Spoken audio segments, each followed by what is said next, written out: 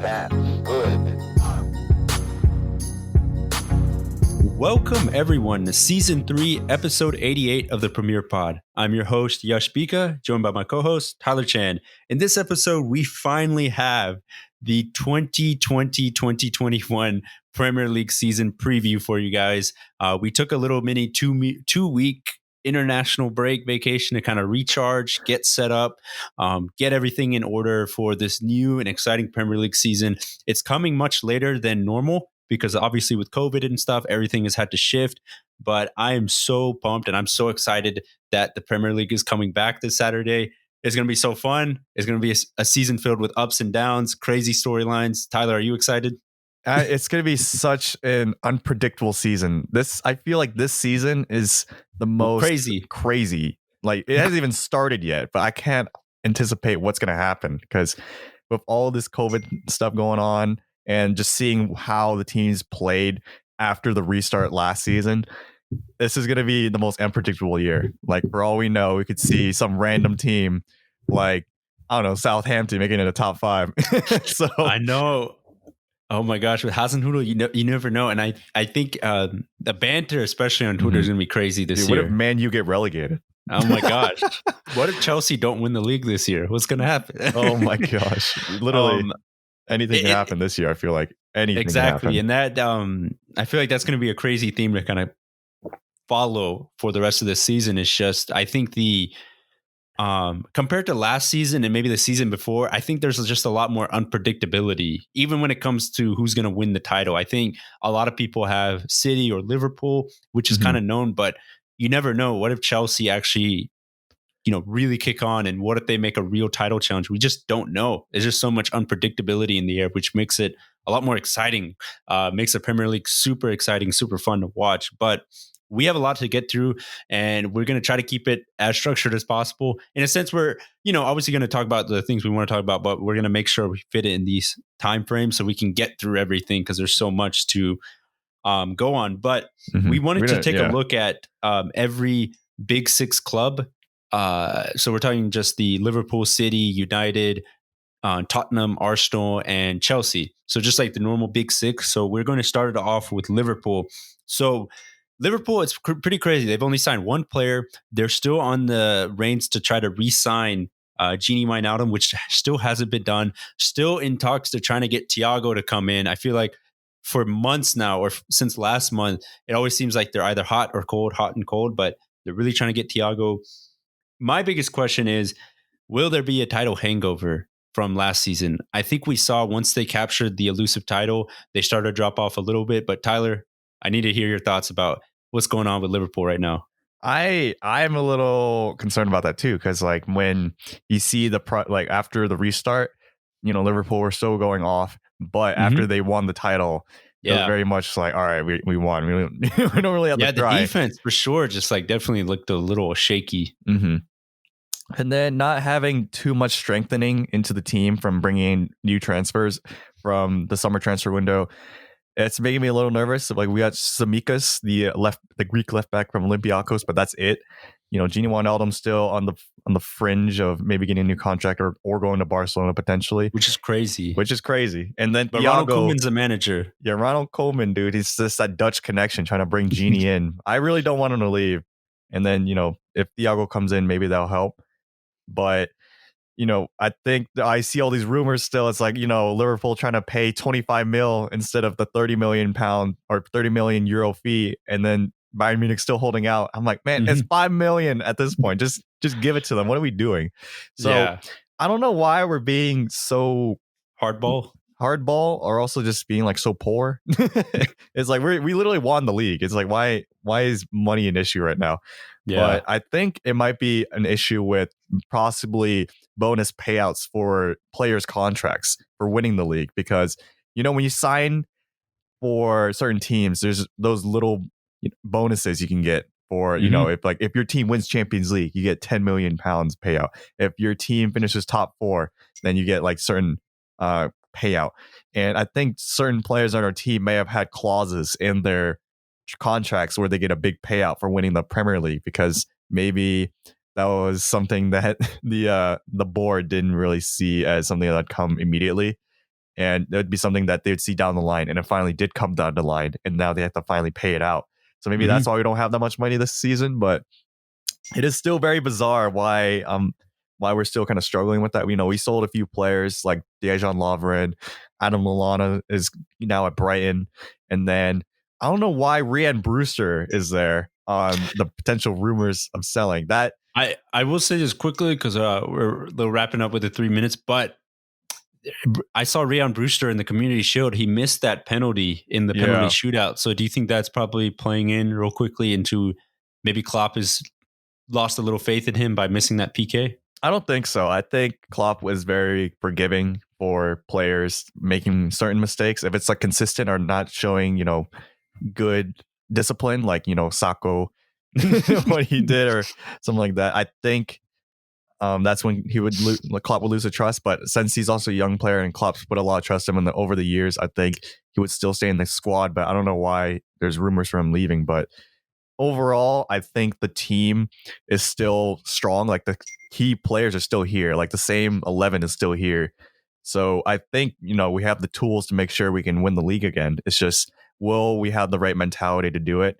This is going to be a new challenge for Klopp. He's going to be he's won the Bundesliga before with Dortmund, but now being at Liverpool, can he win the title again after winning the Champions League as well? Is like, can he just keep this kind of dynasty started and then just kind of keep it going? Because he's never really been challenged with this before. So this will be a new one for Klopp, but I think he has what it takes, but we'll see. And also just looking back at how Ferguson did it with Manchester United, I think it's looking promising for Liverpool, but we'll have to see from this crazy season. Yeah, we'll definitely have to see. But moving on to Manchester City, their big transfers have been Nathan Ake and for Ferran Torres that we spoke about before in our previous episodes, but still don't know who he is. Yeah, and the big question mark for me for City is they have spent the cash. They're in talks with Napoli to try to get Koulibaly in, but my biggest question is, they were pretty much embarrassed by Liverpool in the Premier League this season, in the past season, with Liverpool running away with the title, basically breaking all the records or trying to break all the records Pep hit the past 2 seasons. I think, and they got knocked out by Lyon, surprisingly, in the Champions League. A lot of people were questioning Pep's tactics, his mentality, has he lost it when it comes to the big games, when it really matters? And I think that might fuel Pep and this Manchester City team to really bounce back and be a lot more stronger this season. But their defense still worries me because for me, Kyle Walker, he's getting older. I know he's still pretty consistent, but he's getting older. So, his pace is eventually going to start dropping a little bit. Benjamin Mendy, I thought, when he burst on the scene for City, I thought he was going to be a really, really good left back, and he's decent, but I don't know. I don't know about you, Tyler, but something about Mendy sometimes he gives me he doesn't show a lot of confidence in his game, I would say, for me, whenever I watch Mendy. I know they have João Cancelo and stuff that could potentially break through, but for me, the defense is still a problem. And if they sign Koulibaly, I think it will solve a lot of those issues because they're going to be, getting a leader in there. But Nathan Ake is a good signing, but he's not a signing that will take you and win you the Champions League or potentially overthrown Liverpool and get you into the Premier League title. So for me, the defense is still the biggest question mark. I agree. And as you said, they still don't really have that leader. If they get Koulibaly, that may be the missing piece of the puzzle. But even then, all their defenders are so injury prone. We don't even know if they can survive a whole season. Because Benjamin Mendy, he has 50 million pounds and he plays like a player, and he's as reliable as a player that's like 20 million. It's like, exactly. What the heck? So they also lost Leroy Sané and David Silva, and those are two key players. I feel like Sané, and also the leadership of David Silva. They're losing a leader, and that's like a very big intangible that they're losing. And once again, they brought in Nathan Ake and Ferran Torres. I will never. Maybe if I'll go through the whole season not knowing who he is. But I feel like he might make a play here or there. But if he gets subbed on, then I guess we'll still know don't who know. He is. But we still don't know. If I go the whole season not knowing who he is, then it's like, is he really a good signing? But I think there's that question of, will Gabriel Jesus come through and be the number one striker? I don't know. I don't know. My money's on no. My I money's don't on think so no. either, because like he's given the opportunity last season, and several times he didn't really, turn up, and we saw that in the Lyon game too. So in the Champions League, so I think Manchester City, they haven't really improved in my opinion since the summer transfer window. If anything, I feel like they got a little worse because it's the back is a little bit more aged, and their key players, Kevin De Bruyne, Aguero, if you can consider Aguero a key player, and Sterling, Bernardo Silva, they're all still there, but it's just the thing that really put them back was just not having a leader, and I didn't really think they brought one in still. So I think despite having a really good Project Restart run, I don't think they're going to be as strong as last season, but they could prove me wrong because, Pep was going off in the restart, but just in the Champions League, he's still losing to Lyon. So we'll see. It's so much uncertainty. That's like the theme of this. It's like, it looks good, but at the same time, it's like also could look bad. No, exactly. But moving on to the other team in the Manchester area, we got Manchester United, who have finally signed someone in the transfer window. Thank gosh, they signed Donny van de Beek from Ajax. I mean, from Tyler's reaction, everyone knows who Donny van de Beek is. He's a wonderful midfielder that they signed for a pretty good price at 45 mil, I believe. I'm super happy about this signing. I think he's going to make an excellent addition to the midfield. I'm very excited to see how, if Solskjaer can kind of fit a plan where all three of Fernandes, Pogba, and Van de Beek can all play in the same midfield. I think it's going to be super exciting. And I honestly think if they're all firing full throttle, I think they probably have one of the best midfields in the Premier League, just with the raw power, the talent, and the creativity there. It's just so much that could be unlocked for this Manchester United side. I'm also really excited to see if Mason Greenwood, what steps he takes in his development, now getting pretty much an actual full season where they can really rely on him. I know he had that spat with the England national team where he was basically kicked off for inviting him and Phil Foden were kicked off the team for inviting two females from Iceland into their hotel room. But I know Solskjaer in reports has said that he's put an arm around Greenwood, and the focus has more been like, what can you learn from this situation rather than bashing him and making him feel down? Maybe something a Mourinho move. Solskjaer is going the opposite way. But for me, I want to see if Solskjaer, now that he's been given the squad. I know they're still trying to get Sancho and Sergio from I don't know how to say his last name, but the left back from Real Madrid. They're trying to sign a couple other players, but I want to see if Solskjaer can really put together a solid season, because we saw last season, the excuses were kind of there where, it was just up and down. There'd be a lot of times where United looked really bad and a lot of times where United looked really good, but it was never completely consistent. And when Bruno came in, he kind of added more consistency. But when we saw with Project Restart, when they lost Luke Shaw, that consistency dropped and they were kind of scrapping for results. So I just want to see if Solskjaer can really put together a solid season where we kind of know for a fact what we're getting from Manchester United.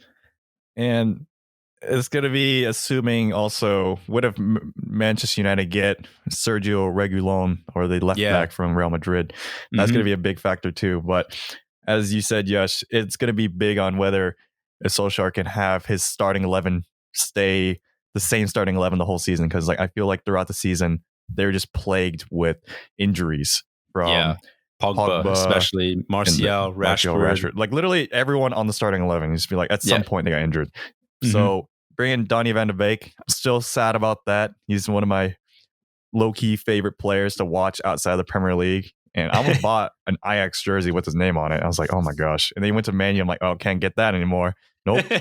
So I think having him, do you think he would replace Greenwood in that starting 11?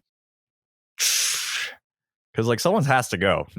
I know someone has to go, but see, my ideal fit, I think I want them to get Sancho, because if you literally get Sancho, you play him on the right and you get Greenwood basically more time to develop, because we saw in Project Restart, he kind of popped off for like 4 or 5 games where he was unbeatable, but then he kind of went quiet for the rest of Restart, because I think maybe the game time was getting to him, where just the amount of games he was playing was just a lot for a youngster. So I would like to see Greenwood get more time to just get acclimated and just get a full season, obviously, but get more chances to rest and just get his body prepped and stuff. So I still want to see Greenwood in the starting 11, though. I think he has earned the right to keep that that starting position on the right wing, I would say. Mm-hmm. He's even got that England call up, even though he got kicked off for inviting the Icelandic female. And then Phil Foden he has a girlfriend, and then the girlfriend apologized. He's like, or no, he shouldn't apologize. She forgave Phil Foden. It's like, it's okay. I was like, all right, what? I would have dumped him. It too. Oh boy, it was not a good look for English youngsters. Yeah. It's not been a good look for English internationals this whole entire summer transfer. I know. Window. It's like that kind of changes my perspective on how they're going to do in the Euros. But yeah, but we'll see. We'll see though. I think I'm excited for Manchester United, but. Yeah. But overall, I think, Manchester United, I think it's looking promising if everyone stays fit. Yeah. That's the whole thing. A lot more promising than last year, I would say. Mm-hmm. So we're looking forward. But moving on to the team that's the most exciting in this transfer window, Chelsea, who have literally signed in this one transfer window, Timo Werner, Ziyech, Thiago Silva, Ben Chilwell, and Kai Havertz. And they're in talks to potentially sign a new goalkeeper too. Oh my goodness. I will just say this right now. I think this is probably one of the best summer transfer window coups, just looking at the star talent of names that I've seen a club ever pull off. I think Real Madrid have been the only club, I would say, to really pull off a transfer list like this. I mean, this is incredible. Well, it makes no sense. I'm like, we mentioned this on the previous episode, but I'm like, where does Chelsea get all this money? And also, I've never seen a team completely rehaul squad like this. They literally went all out. Like, this is probably the most unpredictable team to anticipate, because literally, how are you going to incorporate all these new players into the team, and will they all be incorporated all at the same time? Because I feel like if this was FIFA, it's very easy. You just slide them in. It's like, Warner at striker, Ziyech at cam, Thiago Silva center back. Put Zoom on the bench. It's like, whatever. And then it's like Kai Havertz, you can put him at left center attacking mid, like something like that. But in real life, it's a lot harder just to get put in, and especially under 2 months, can you really learn Frank Lampard's system that quickly? I think that's why Mason Mount last season got in so quickly, because he was under Frank Lampard while he's at Derby County, so that's why he got in the starting 11 so fast. But I've seen, under Liverpool, under other random teams over the past few seasons, certain players aren't even Pulisic. Even Pulisic, he didn't get fully acclimated until halfway in the season. Yeah. So I don't know if any of these players, I feel like maybe Ben Chilwell, since he's injured, might not come until a little later. I don't know how Havertz is going to come in. I feel like he was a luxury pick. It's kind of like Calvin Ridley for the Atlanta Falcons. It's like they didn't really need him. I will say that since they bought Werner and Ziyech before the transfer window even opened, they've basically been at Chelsea for whenever the transfer window opens. So I think out of the transfers, I think those two have the likeliest chance of really hitting the league with fire, I would say, right away. Yeah, I think Werner is definitely going to be someone who's definitely going to be starting, hitting the ground running. I think he will definitely be starting, and we even seeing in some preseason games that he's playing and scoring. So I think Havertz might take a little bit of time. But what I'm interested in now is who they're going to get in goalkeeper. There's not really been too many names thrown around, but I feel like Kepa has been that one piece that's really been kind of putting them back. They got Thiago Silva and Ben Chilwell, and that'll definitely help the defense. But getting a new keeper, that'll be key. So it'll be dependent on who they get. But do you actually think Silva will be a big upgrade? I mean, he's definitely better than whoever center backs, better than Rudiger, Zuma, and such. But he's very old. He's like, what, 35, 36? So you run the risk. All the listeners that are above 36 years old. We're not calling you guys old, but in soccer terms, when it comes to soccer playability, do you think I feel like this is kind of a risk because they're paying a lot of big wages, and you just don't know with older players whether they could just drop off immediately. I think Thiago Silva still has a lot in his tank based on his last performance in the Champions League. He's really still showed that he has it in him, and I feel like this is the transfer that Man City should have got. Like, he's a leader, and that leadership can really bring out the most out of some of the other defenders on the team that maybe Cesar Azpilicueta was not really doing as a captain. So I think having Thiago Silva there can help boost everyone else. And he's still a solid defender, in my opinion. I think he's still probably the best defender on that Chelsea squad already. And he like the second best would probably be like Azpilicueta. So I think that's a really good transfer, and it's just really now dependent on who will be behind them. That because Kepa, he's gonna be like, I'm the boss, and then Thiago Silva's gonna be like, no, you're not. Yeah, it's because you're definitely not winning the league with Kepa or Willy Caballero in goal. Because Kepa, he's statistically his bad keeper. Like, it's not good. Yeah, so I don't know who they're gonna get, but we'll see. We'll see. So moving on to another team in London, we have Tottenham, who haven't made they've made signings in the transfer market, but they haven't made super big, splashy Chelsea signings. They've made some very low key, I think, that will help their squad signings. With signing Højbjerg, obviously they signed Joe Hart on a free contract, and they signed Doherty from Wolverhampton Wolves, the fullback. And I think I'm really excited to see how Doherty basically acclimates himself at right back for Tottenham, because Serge Aurier, I think he did decent, but I think Jose Mourinho is trying to get him off the books. And it makes sense because I think Doherty adds a lot more stability when it comes to the back line than Serge Aurier did. So I'm very excited to see how he goes. And for Joe Hart, I think this will be a really, really good signing, because Joe Hart is a really good leader. You know, you can say what you want about maybe his goalkeeping ability now, but in terms of just overall leadership, he's very vocal and he's not afraid to get in your face. And I think Tottenham need a lot of that, because, you know, that's something that Mourinho is trying to bring, that mentality of like not being afraid to, you know, confront someone, being a little bit hard, you know, being a hard team to play against, not always being like the nice guys, being the tough guys. So I think Joe Hart will add that. And I think Højbjerg will also add that as well. So for me, I think they're going to be a good squad. They're going to be a lot better this season. And Jose Mourinho statistically, I would say, in his second season with any team does really well. However, with those signings, they're not going to win the league, but I think they're going to be a lot better, and they're going to really challenge for top four this season and really challenge for a lot of things. And under Jose Mourinho, under the Project Restart schedule, they were doing really well. They're basically top four if you were to just look at the table from the start of Project Restart and then the end of the season. So under Jose Mourinho, they've definitely been on the rise. But at the same time, I feel like Mourinho, every time he goes to a team, he's always had that big war chest of transfer funds to bring in whoever he wants. And then this is like the first time I've seen him in a transfer window where he just brought in not the most superstar players, but they're solid players, but they're just not superstars. They're not players. It's like, oh yeah, he's for sure going into the team. But I think these players will for sure add depth. I know he's trying to get rid of Ndombele still.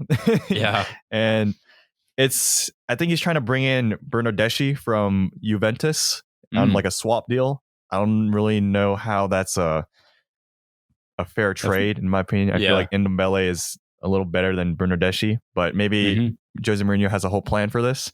I think have you watched that Amazon Prime Tottenham documentary? I'm trying. I don't have Prime yet, but I've been watching some clips on YouTube, and it looks super interesting. Especially his conversation with Danny Rose, where Danny Rose is like, "Why don't you play me? I played like crap against Liverpool. I accept that, but why are you making a fool out of me on practice?" This is A1 accent. And Danny Rose is, and then Mourinho's like, I never said it. You played like crap. What are you talking about? And then Danny Rose is like, let me just speak to Daniel Levy. And he's like, Mourinho's like, okay, fine, go speak to him. I don't care. I'm so glad he's in the Premier League. Oh my Mourinho. gosh. But I mean, I think he can maybe bring back that magic from these players that played for Poch, because I think under Poch they really played for him, and then that really had them excel. And they're still a generally young team. So I think if Mourinho can bring out the best of those players like Kane, Dele Alli, Son, the usual, I think they have a good chance of, you know, challenging for top four. But it's without those new superstar injections, it's going to be like the same as the previous seasons with Tottenham, where it's like there's not really that edge where it's like there's that competition where it's like, oh man, Harry Kane has some competition for his position, Heung-min Son has competition for his position. It's just kind of like the same players still. It's just more like kind of these players I feel like are kind of more like backup. But we'll see how Mourinho kind of incorporates that and see how the mentality of the players take that into effect for the season. Oh yeah, I'm looking forward to it. But jumping boat to the other team in North London, we have Arsenal, who under Mikel Arteta have won 2 trophies in a span of, I think, 2 months. They've won the FA Cup and the Community Shield. They signed Willian on a free contract. They've signed Gabriel from Lille, the center back from Lille, Gabriel. They in general have just done a really good job with what they've been given. Arteta has, and for the most part, if I'm an Arsenal fan, I'm pretty excited. I think Aubameyang will sign his new contract soon, or if I think it's going to happen with all the reports I've been seeing. So, and I'm personally, I'm very excited to see. I'm excited to see how Arteta really gets going. I've been pretty impressed with how his team has set up in these big games in the FA Cup, Community Shield, how they played against the big opponents. There's a lot more structure when it comes to the team selection, how the team plays, and in general, if I'm an Arsenal fan, I'm pretty excited because Arteta seems like he really knows what he's doing and he is the right man for the job. Yeah, he definitely knows what he's doing just based on the fact that he's, winning trophies. Mm-hmm. And that's pretty impressive based on the fact that under Unai Emery, what he walked into. Yeah, like what he walked into as well. And then under Wenger, it was just such a struggle during Wenger's last seasons. So, and then building onto this new season and bringing these players like Gabriel, Willian, and then also Saliba. He's coming in after being sent on loan. So that'd be a very interesting new center back. That's not Mustafi or David Luiz. So that'd be I don't know how they're going to incorporate all this, but there are still those players that are, lingering in the squad like Guendouzi. I don't know if he's left yet. I think he's still there. I actually saw a report from pretty trust source that PSG are trying to get him and they're trying to offer maybe Julian Draxler on a swap deal. Ooh, yeah. That'd be a good switch. I know. I've actually heard this too. Like I'll put this out here just for a little bit, but Leeds have actually tried to inquire about Julian Draxler as well, but that's for a little bit later in the show. But yeah, Arsenal. They're a sneaky team. I think in terms of tactics, they have one of the best tactics in my opinion. Like I feel like they're one of the teams that can take down anyone. Mm-hmm. And I don't know if anyone else agrees with that, but I feel like just based on Arteta's installation of his tactics, I feel like they are set up to dismantle even like Liverpool. When I saw them, they beat City. And they beat City too. I'm like United. I think they pretty much beat everyone at this point. Yeah. They beat Chelsea. I feel like it's harder for them to beat a lower league side. Yeah, it's just it's kind of weird. But Arsenal is going to have a pretty promising season, in my opinion. I'll kind of say it'll maybe mirror what Solskjaer went through this past season, where you have good players, but the problem is when you play teams that like to sit back and create a defensive block, do you have enough creativity in your side to unlock that defense so you can get those goals? And for Arsenal, we've seen that they're really successful when they can sit back, absorb pressure, and hit on the counterattack because you have Pepe, Lacazette, Aubameyang, Saka. I mean, the list goes on and on of like good players that know how to exploit that. So I think they'll be good because I think what they have going for them is they have one of the best strikers in the Premier League and in Europe, Aubameyang, firing at all cylinders right now. And he's looking incredible each game. So Arteta's doing a good job getting the best out of him. I feel like all Arsenal fans are always disappointed by their team at the end of the season, but maybe this will be the first. It won't be. I'm excited. Be a new year. I'm excited to see what they do. The Premier League is a better league when Arsenal are doing well. I will say it is fun when Arsenal are doing well because it adds more competition and more of that rivalry is all there. So I'm excited what Arsenal do. But moving on to kind of our next section, moving on to the newly promoted sides. We have Leeds, West Brom, and Fulham. We want to start off with Leeds. So we're going 1 minute each with this. Manager Marcelo Bielsa. They signed Rodrigo from Valencia. A player I'm kind of looking out for is Calvin Phillips. He's basically their CDM, deep line playmaker, can play center back. He was recently called up for the England squad. I think he's like 24 years old. So he's kind of a late bloomer when it comes to soccer players, but I'm pretty excited to see what Leeds do. I think they're kind of like that bubble team. They're going to start off really hot or they may start off really cold, but I'm just excited to see what they do in this Premier League season. I think they're definitely a team that's here to stay. And I think they have, from all the teams that just got promoted, like that latest batch, I think this is the most solid team. Like they should have been in the Premier League based on the results from last season. They got 77 goals scored, which is the best, tied best for most goals scored in the championship last season. And they had the best defensive record of only 35 goals conceded. I don't know how that's going to translate to the Premier League, but there'd be also, it could be pretty promising. And I think there would be a pretty solid mid-table team. Yeah, I think they might actually do sort of like what Bournemouth did when they first entered the league, kind of hit everyone by surprise and just kind of level out to a decent side. But moving on to West Brom, who are under the former West Ham manager, Slaven Bilic. Their squad is pretty interesting because when you take a look at it, a lot of it is filled with former top 6 players that never really panned out. Players such as Sam Johnston, former goalkeeper for Manchester United, Kieran Gibbs, former left back from Arsenal, and the list kind of goes on and on. But they also have Charlie Austin, who used to be the striker for Southampton as their striker. So I don't know. We're going to go to our predictions later. I don't know. I feel like West Brom in general are going to struggle because we saw Slaven Bilic struggle a lot during his his last season at West Ham. They struggled a lot when it came to consistency and such. So I don't know. I don't know how I feel about West Brom. I think they're going to be teetering a lot this season. They did re-sign Matheus Pereira, the Brazilian who kind of was their centerpiece, their Ozil of the team from Sporting on a permanent, because I think last season he was on loan. So, West Brom, they were tied for most goals scored with 77 with Leeds in the championship last season. They conceded 45, and I think they had one of the better defensive records too. So we'll see how that kind of translates in the Premier League. But under Bilic, this is if we're trying to compare it to that team from West Ham when he managed back in the days, it is kind of same. But I feel like some of these players, as just mentioned, were kind of like the scraps that couldn't really make it in the Premier League, so they're just kind of here now. So, but they all have more experience, so we'll see how they do this season. Yeah, and then moving to the last promoted team was Fulham. Obviously, we all know Fulham. They're under the manager now, Scott Parker. Used to be former midfielder in the Premier League, really good midfielder. So I'm excited to see probably one of the best looking managers, I will say. Best looking?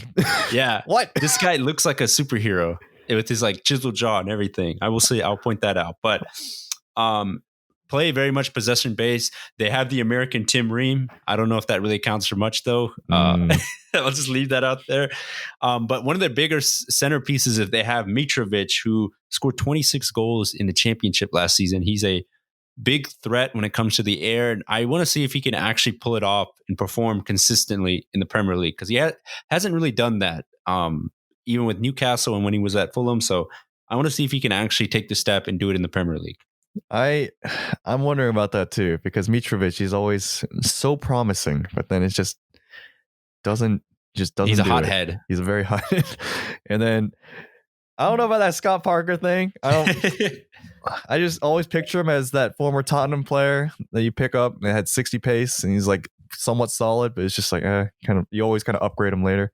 But as a Fulham manager, he's now several seasons in, and he's a lot more experienced. So we'll see how Fulham do in the Premier League now, after going from conceding 81 goals the previous time they were here. In the championship last season, they conceded 48, which is not as bad, but they scored 64. So we'll see how all that translates once they do come into the Premier League. But they also do have Areola, the PSG keeper, on a free transfer on the team now. So this could be like Sergio Rico 2.0, where maybe it'll actually work. But that's a pretty crazy transfer, in my opinion. But like Areola is a good keeper, so we'll see if that'll be enough. Yeah, we'll definitely keep an eye out on that. Isn't Fulham the owner the same as the owner as the Jacksonville Jags? Yeah, he is. Yep. Maybe that's why the Jaguars are selling everyone. Yeah, they got rid of Fournette. Fund Fulham. Yeah, put all the money in Fulham. I guess Fulham would be a little bit more valuable. Yeah, because I think the Premier League is more valuable than the NFL, right? I don't know, but I know Leonard Fournette, their star running back, is released. Yeah. So yeah, he's not there anymore. But maybe he's at the Tampa Bay Bucks now, I think. Yeah, so Yeah, that's an NFL tangent, but I guess now that money's going into Fulham. Maybe Fulham can buy him, transition him into playing right back. Yeah, I mean, he'll be a beast. Instead of RB for a running back, it's RB for right back or right exactly. bench. There you go. I don't know how good his ball handling or not his dribbling. I don't know how good his dribbling will be. His tackling will be really good though. Yeah, tackling. I think he might get a lot of red cards though, but in handballs. He'll be a beast though. But moving on to, I guess, like our next section, we're just kind of looking at some teams that made a couple big splashes in the transfer market. We have Everton, who have actually signed James Rodriguez, Decore from Watford, and they signed Alan from Napoli. Wow. I just cannot believe they actually signed James Rodriguez. I know he's not the James Rodriguez from the 2014 World Cup, but still, James Rodriguez is still a big player. And the fact that Ancelotti was able to team up with him once again at Everton, I think it's pretty cool. I don't want to buy into the Everton hype because I feel like they do this every transfer window where they sign a bunch of players that you think are going to pop off and then they just end up disappointing. So I'm going to keep my meter down a little bit for Everton. I don't want to get too much into the Everton hype train. I feel like this is the first time we're really seeing Carlo Ancelotti effect, where we're seeing him be the reason why certain players come that are slightly high caliber. Certain players, I feel like, that we've seen at Everton, we always say it's the backup. It's the player that is kind of just there because he couldn't make it on the team they're originally on, or they're just past their prime, like, Theo Walcott, Andrew Gomes from Barcelona, or Gylfi Sigurdsson from Spurs. It's just like all these. It's just like this is where everyone kind of goes afterwards. But like certain players like Decore, he's coming from Watford. I think he was one of their star players. And yes, James Rodriguez, although he's not, as you said, the James Rodriguez of back in the days, he's still James Rodriguez. Yeah. He has 50 pace, but I mean, he can still ping a ball and shoot really well. And like his creativity, his left foot is still like, so I think this is going to be very interesting how he's going to incorporate that with Sigurdsson in the team too. And Richarlison, he's probably buzzing from hearing this because he's like, yes, I'm going to get a lot more chances now with James Rodriguez in the team. And Alan, he's a low-key good signing. He's like a solid player for Napoli and playing that CDM position. They have that kind of locked up now with him and Decore. This is like the safeties. Like they're going to be going off. So now it's just going to be, can Carlo Ancelotti pull it off and kind of make this team solid? Because they are inching closer to challenging for top 6, because this is starting to look kind of solid, but we'll see how he really gets the most out of these players. But yeah, I don't want to hop on the hype train because I'm a Liverpool fan. Yeah, the Toffees are doing some business in the transfer market, so we'll see. And moving on to Aston Villa, they have signed 24-year-old striker from Brentford, Ollie Watkins, scored 26 goals last season for Brentford. Villa have actually held on to Jack Grealish. I'm surprised. I actually thought for the most part he was going to go to Manchester United, but for this entire transfer window, that link to United to Grealish to United has really calmed down and basically become non-existent at this point. So for the most part, Villa fans, I think Jack Grealish might stay. Everything could change, but if they can keep Jack Grealish and, they sign Ollie Watkins, they still have John McGinn, they still have, for the most part, their core from last season. I think they have a shot. I think they have a shot at staying up. I think, Jack Grealish is the main guy, though. They have to keep him. I think they have a shot, but I don't think it's a very good shot. It's like, Ollie Watkins, he was one of the top goal scorers in the championship last season for Brentford. And he was the reason why one of the reasons why Brentford was challenging for those top 2 positions and then they eventually made the playoffs instead. But he is one of those pacey players. He's not like Wesley or Samata, where he's like a bull or like a very physical player. I think Ollie Watkins is more of like a pace kind of player, which is something I feel like they needed, because when you look at this Aston Villa side, they didn't really have too much pace. It was just, and even Jack Grealish is not that fast. Yeah. And, Trezeguet, he's just like, average pace. And they kind of struggled on that. So I don't know if bringing in just Ollie Watkins will kind of change that, because they have the same core that almost got them relegated, and they needed to rely on like cheating VAR, like hiding, like finding the one loophole in VAR to like stay in the Premier League and all this.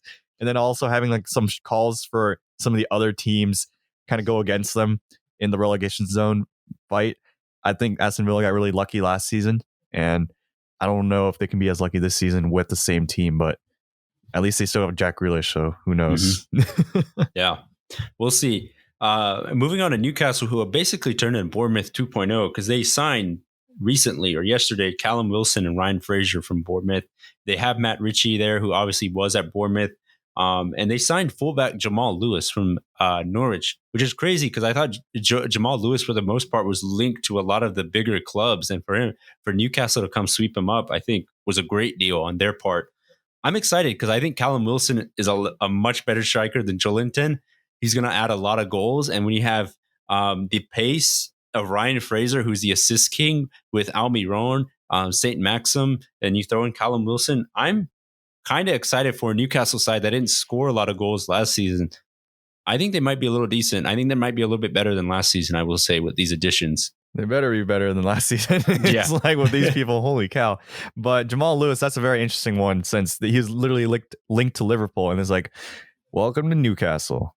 It's like Javier Manquillo 2.0, where it's like, well, I guess we're going to Newcastle. But this is going to be a very, it's weird to say, but as you've been saying, a exciting Newcastle side because they actually have an attack pace now. Yeah, they have pace now. And pace for days. I think if I remember correctly, Almiron is like upper 80s, St. Maxim 90, and then Fraser, like they literally all have 80 plus plays as opposed to last year. It's like they were struggling in the 70s. So I think they'll play a lot faster, basically, is what I'm saying in real life. So we're going to see how that's really going to change because I feel like last season, Newcastle was a lot more kind of sit back and just kind of get them on a set play or something like that. So, and then, or St. Maxim can just dribble out the entire team, then he can do that. But this is a very big move for Newcastle and Steve Bruce. So they went from possibly getting Mbappe, Dybala, every single player. I forgot about that. From that Saudi takeover, but it didn't happen. But at least they got these players. So, it's not all lost. These are solid players. Not the best, but they're for sure solid. Yeah. And moving on to Sheffield, who have signed Aaron Ramsdale, basically the Dean Henderson replacement, which is pretty solid, I would say. Not as good as Dean Henderson, but pretty solid. And which is crazy, they signed Ethan Ampadu on loan from Chelsea. That is wild because he's a young center back who has a lot of potential to be really good, and they already have such good defenders as is. So the fact that they were able to pull this deal off, I think, is going to be really good for Ethan's development. But my goodness, Sheffield have got what a player they've signed on loan. This is a little crazy since Sheffield is one of the few teams I feel like that really excel because of their defense. Like they play from their defense. Yeah. And like a lot of their goals are scored from their wingbacks. And it's not like Liverpool kind of the way they play, but it's the fact that they get a lot of their creativity as well and their goal scoring from their defense and their wingbacks. So it's going to be really interesting to see how Sheffield do without Dean Henderson this season, because I feel like he was their best player at times. So how much will they miss him? And also how much will it play into the fact that now everyone won't underestimate Sheffield this season? I feel like last season, even we said that they were going to be for sure the 20th place relegated team. But they surprised everyone and were 5th place for most of this for a good portion of the season last season. But I think this season a lot of them teams will know what they're going to get themselves into when they face Sheffield.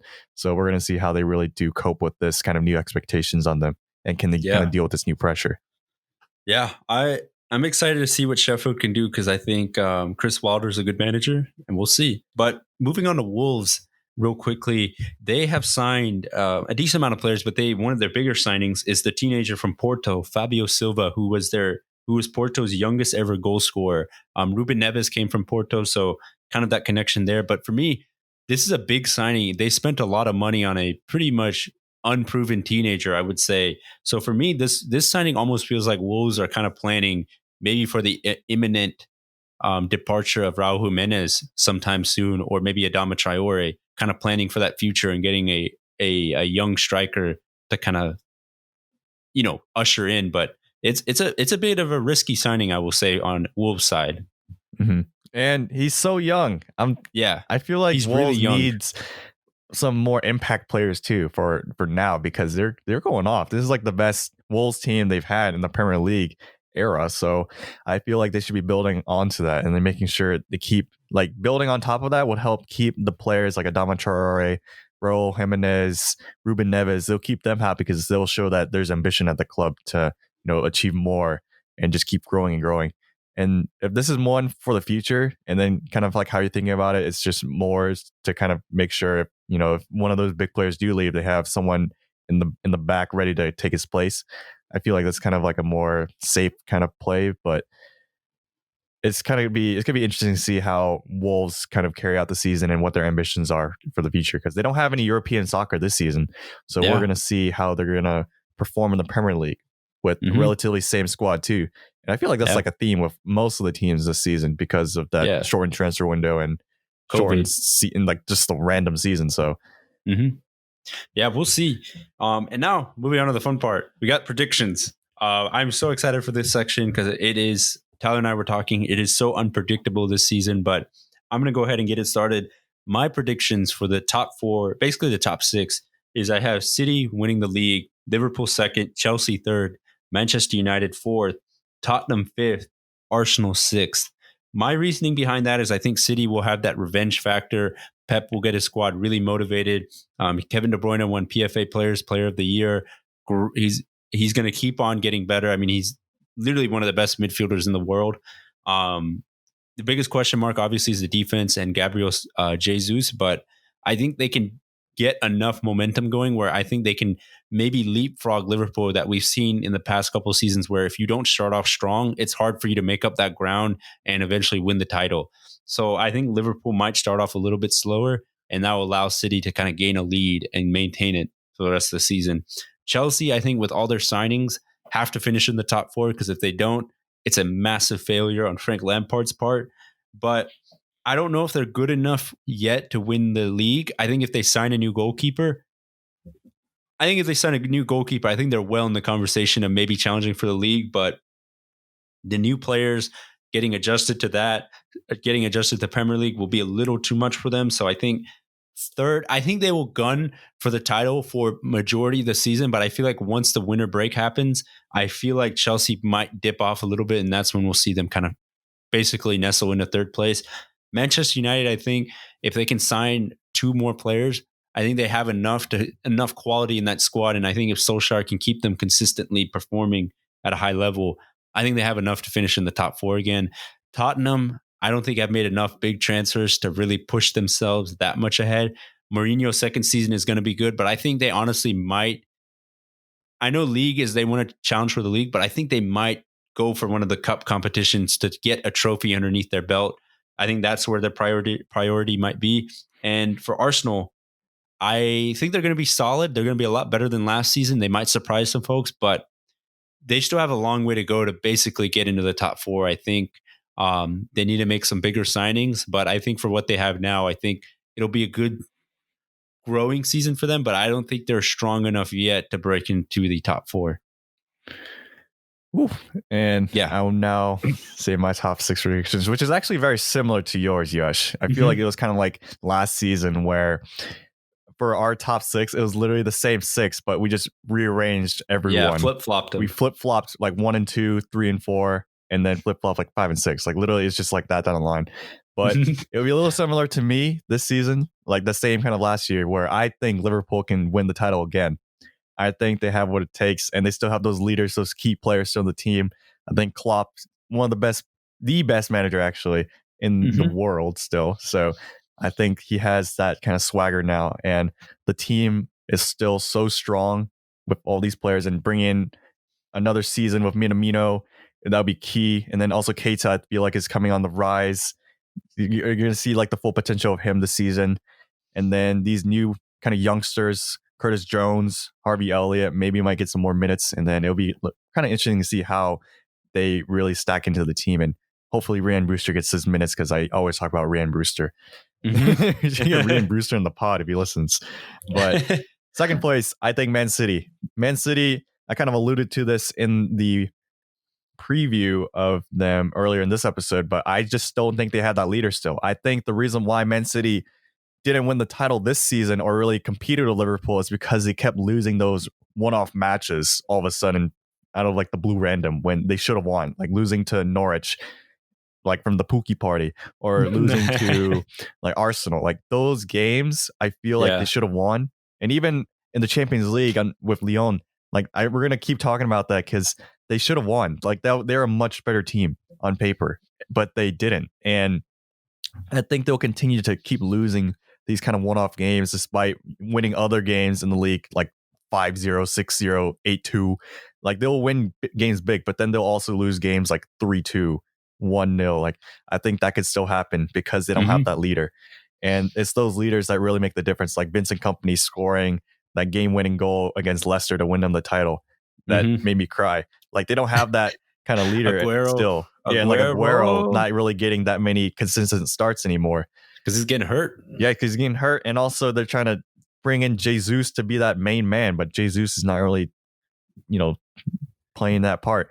Maybe having those voids be open now might allow for certain players to step in, like Kevin De Bruyne to maybe make a bigger voice, or Raheem Sterling to be that leader. But I don't really see it because I feel like if they were leaders, they would have stepped in by now, but they could prove me wrong and maybe compete with Liverpool for that title. I think it'll be a lot closer this season between the two, but I still think Liverpool have that slight edge. For third place, I have Chelsea. It's the same as Yash. I honestly don't know if Chelsea can get third, but I just know that Chelsea have to get in the top four. Otherwise, Frank Lampard's going to get fired. I feel like Roman Abramovich fires every manager that doesn't win the title. And for Frank Lampard to get fourth last season under no expectations, that's like incredible. But under Abramovich is probably like disgusting. So I think even third place for Chelsea, that's like borderline like firing. So I really hope Frank Lampard stays for a while because I feel like that could change the culture of the club and kind of make them grow into like a better cultured club and one that can really facilitate the youth that they always bring in because they have so many youth players that they just send out on loan. It's like the kid that they like parents have that just send to boarding school. So I think they had the potential to be a really good big club that has like a very nurturing culture under Frank Lampard. We just have to see if getting that third place with all these new signings, that is very possible. They have the potential to do it. Will keep Frank Lampard there. And also, I this is kind of more just a hopeful kind of prediction because I kind of want Chelsea oddly to kind of succeed with these transfers because most of the players they brought in are players that I like. I know probably Yash likes them too, so I just kind of want to see him do well. But fourth place, I have Manchester United. So Manchester United, same as Yash as well in his prediction. This is the last part of the prediction that is going to be the same as Yash, but I think under Solskjaer, this could be like his third season. So I think with that, I guess like third through 2.5. Yeah, 2.5, I guess. I was like, can you count as third? It's like, because of his half season. Round up. Yeah, exactly. But I think under all these new players, not new players, but like all these players coming back from injury and then having that solid starting 11, that will push them into the top four. And having Van de Beek, I think he's going to be a key player for them. Not in the fact that he's going to revolutionize the squad, but in the fact that he'll elevate this team to be at the next level because the more good players you have on the team, the more potential you can, perform better. So I think this is just like a really easy puzzle piece to put in with Van de Beek into that midfield to make it better. Because now you'll have less of Yash complaining about Fred or Pereira. It's like, all right, we actually have Van de Beek. Like he's a solid player. So I literally little things like that can help bring a team into that top four. And I think Manchester United are just a little bit above who I have in fifth and sixth to really secure that position. So, I got Man U there. As a Liverpool fan, I got them getting back in the Champions League once again. So let's go. For fifth place, I have Arsenal. So I feel like I have a soft spot for Arsenal just because I feel like half of my soccer friends are Arsenal fans. I just feel like I have a little bit more insight just because they always complain to me about Arsenal. and they just tell me all the things, and I have to counter. It's like, no, they can do this, this, and this. And I kind of always talk about the good things so that they don't cry. But I feel like Arsenal, they legit have a good opportunity. They've won 2 trophies already, which is something is weird to say for Arsenal. It's like, oh, they're winning trophies. So if they can get 5th, which is still kind of sad because like usually you see them getting 4th and getting Champions League football. Like that's what they're known for, like being a Champions League football team. It's gonna be hard, but I think they're gonna barely miss out, and I think it's gonna be really close. But I think Arsenal, given the like how many wins they can get from those top 6 battles, will really kind of show whether they'll get 4th or 5th. But I really also think that if they don't clean up getting draws or losing to kind of lower league opposition, like, you know, kind of the teams fighting relegation or the teams that are in the mid-table kind of battle, if they don't clean that up and kind of make sure those are for sure wins, I think that's why they're going to be in 5th. But for the most part, I'm very hopeful for Arsenal. And this is not kind of as blind as the hope for Chelsea, but I think Arsenal legit are building something good. And they have really good building blocks from their academy players like Saka and Maitland-Niles, just like as a foundation there. To Maitland-Niles is like a weird one to point out, but the fact that they are using their youth is like really a good sign. So I kind of like Arsenal for that. And under Arteta, it's just going to be very fun to see. But for my last spot in the top 6, it's going to be very typical. I've been debating, do I bring in a team like Wolves, Leicester, potentially even Everton into the top 6? Because, you know, even last season we saw Leicester sneak into that top 6. But Leicester, I don't feel like made enough transfers to really push them into that top 6. And also under Brendan Rodgers, we kind of saw regression.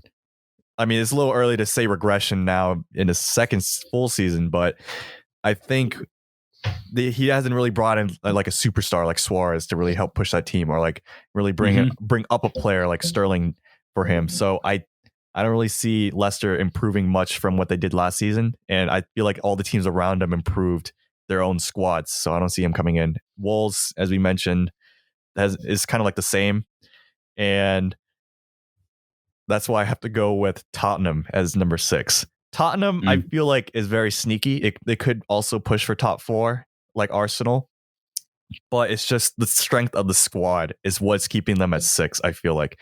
And Jose Mourinho, he's not the most progressive in terms of his tactics. He's very good at winning those one-off games still, in my opinion. But for consistency throughout the entire season, I think the other managers' tactics that are above him in those top 5 that I listed before will be the difference. And I think under Mourinho, you know, I feel like historically I always say that he doesn't win games big. I feel like under this Tottenham squad, it's not the same under Poch, where, you know, I feel like at times it's very free scoring. Mourinho could prove us all wrong and make this team free scoring once again, but I see him winning games more kind of, you know, park the bus style, as he usually likes to do, like 1-0, 2-1, very low scoring. And I think that goal difference might push his team to be 6th.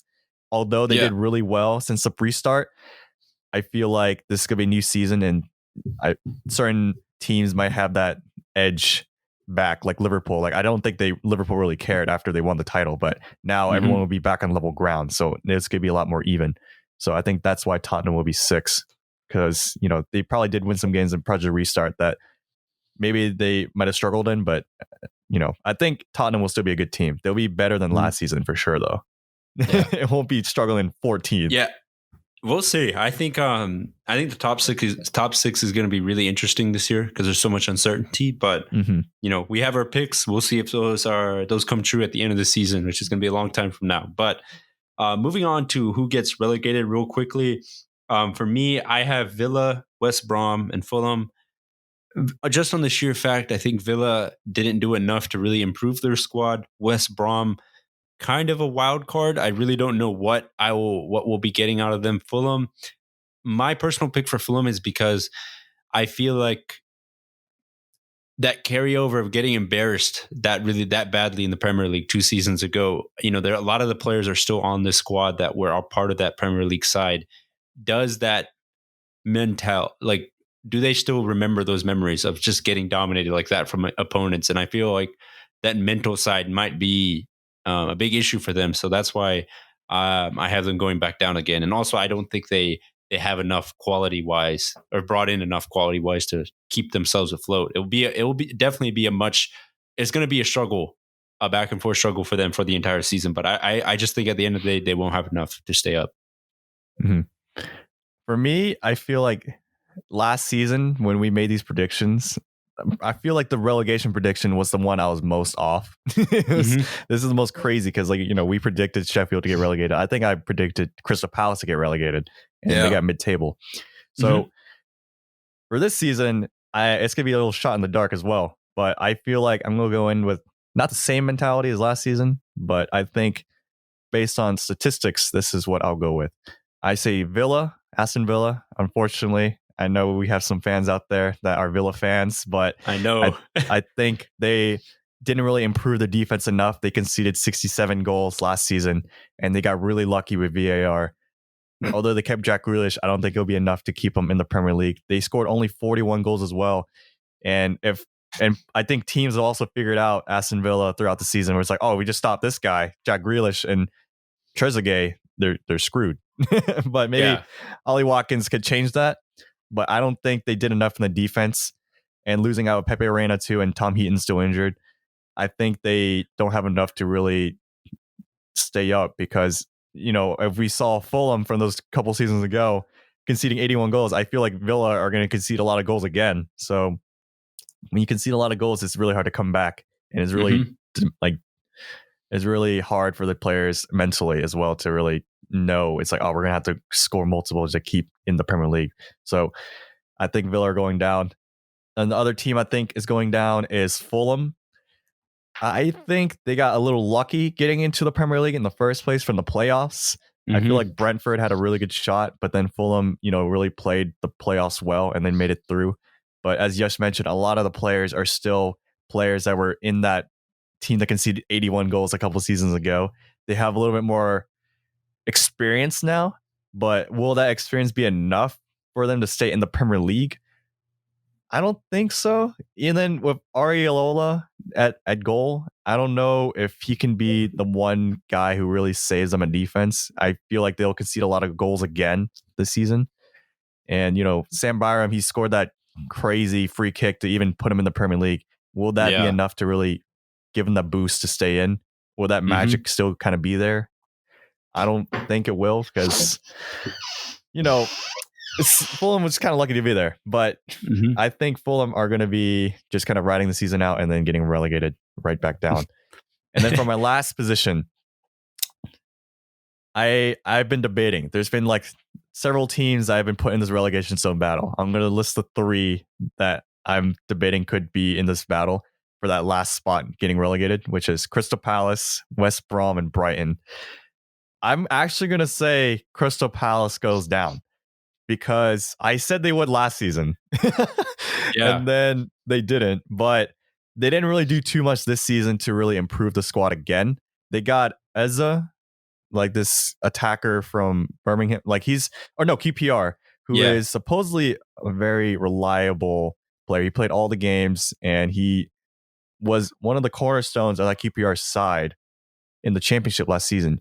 But will that be enough? Will that be enough if, say, a Wilfred Zaha goes down? I think if Wilfred Zaha goes down, what are they going to do? Because they only scored 31 goals last season, which is one of the lowest in the league. And I feel like under Roy Hodgson, they had the potential to always like find an escape path to get out. But I remember Stoke City just a few seasons ago. We always thought they were like a solid mid-table team. And then all of a sudden, they just got relegated one season.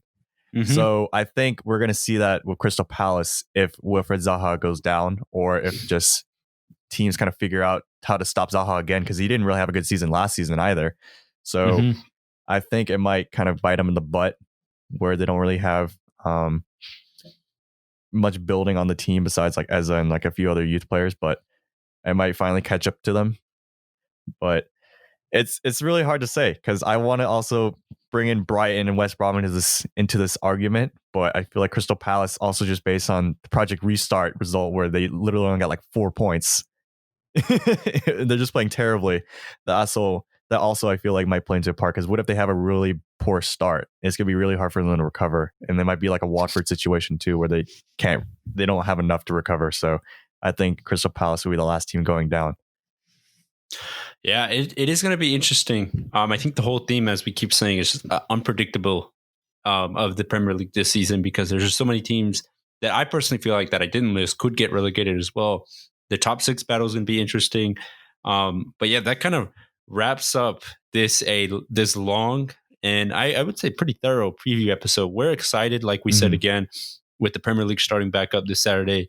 We're really excited to get those weekly episodes out again. I think the lull that we had when the season ended was to be expected, because there wasn't that much news going on. But the 2-week break helped us get recharged and ready for the season. And there's going to be a lot of exciting stuff coming out. So we're excited. I hope you guys are excited. But like we always say, please make sure to give us a rating on iTunes, comment, subscribe to the show.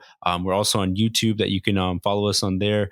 We're going to get the Twitter and Instagram stuff back out rolling, so give us a follow at the Premier Pod on there. But yeah, we appreciate all the support that we've been given and that you guys give to us. So yeah, keep it coming, and we'll keep the content coming. So thank you guys so much. That wraps up season 3, episode 88 for us. So thank you guys. Peace.